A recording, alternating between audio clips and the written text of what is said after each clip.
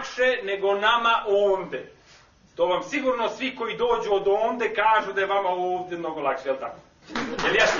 Gotovo jeste. Vi kad uhvatite daljinski upravljač od televizora i upalite televizor, pa vama se George Bush mlađi samo cereka po ceo dan i smeje sa ekrana. Od nas kad upalite televizor, ovi naši političari su namršteni. Namršteni, ako samo gledaju. Gledaju koga će sad da pokrati, nisam to gledao. Sve da umislite da jeste. Ali to je živa istina, molim vas.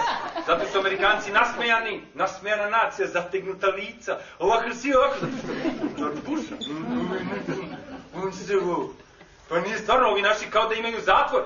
Ne. Niste me razumeli, nisu otišli u zatvor, nismo mi te sreći. Nego imaju zatvor, opstipaciju, što bi se reklo fino. Jeste. Tvrdu stolicu. A meni ih je žao. Jednih i drugih, stvarno. Pa fini ljudi, nada sve simpatično. Oni toliko kradu, rade.